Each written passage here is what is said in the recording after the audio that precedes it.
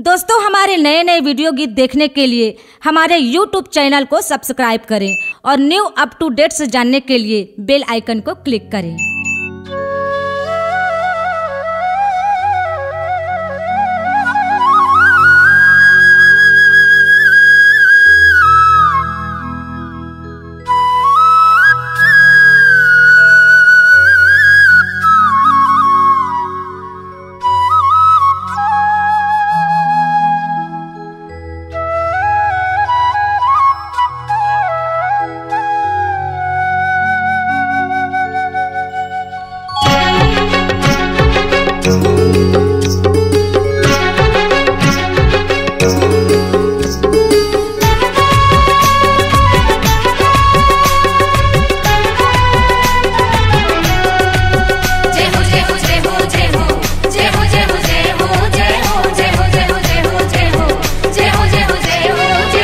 जय हो गुरु घासीदास अमरदास बालक दास सत्य के संदेशिया।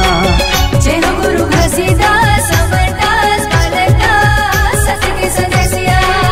सत्य के पुजारी बाल ब्रह्मचारी राजा सत्यधारी कई थे दुनिया।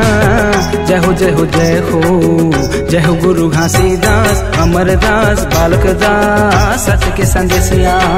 जय हो गुरु घासीदास अमरदास बालक दास सत्य के संदेशिया।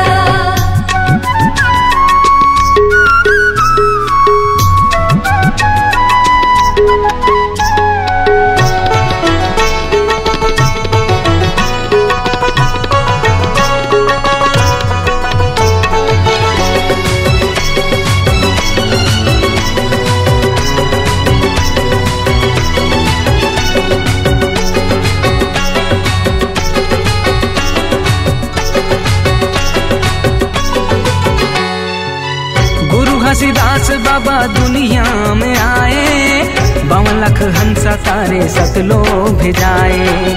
52 लाख हंसा तारे सतलो भेजाए। गुरु घासीदास बाबा दुनिया में आए 52 लाख हंसा तारे सतलो भेजाए। 52 लाख हंसा तारे सतलो भेजाए। गुरु तोर बानी देत जिन गानी गुरु तोर बानी देत जिन गानी जैत खाम निशानी धर्म बनाए बढ़िया। जय हो जय हो जय हो जय हो गुरु घासीदास अमरदास बालक दास सत्य के संदेशिया।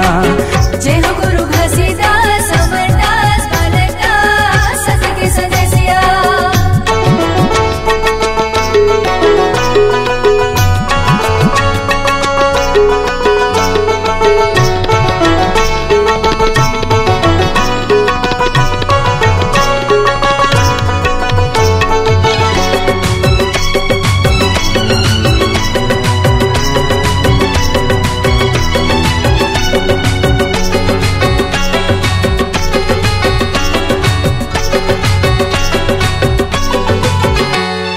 गुरु अमरदास सत्य के समाधि लगाए जिंदगी जिए के नीति नियम बताए।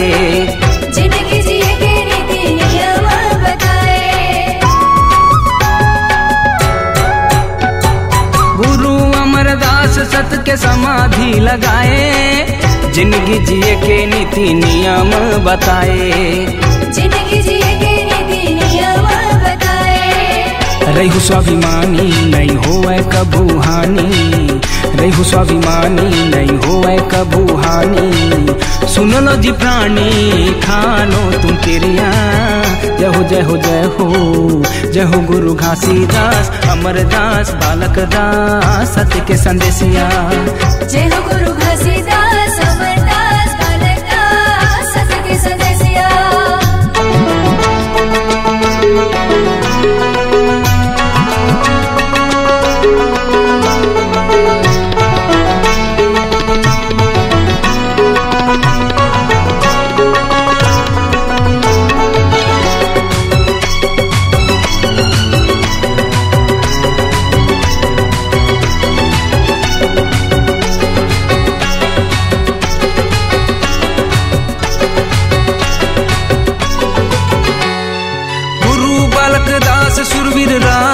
कहाए, रावटी चलाए सबला सतनामी बनाए।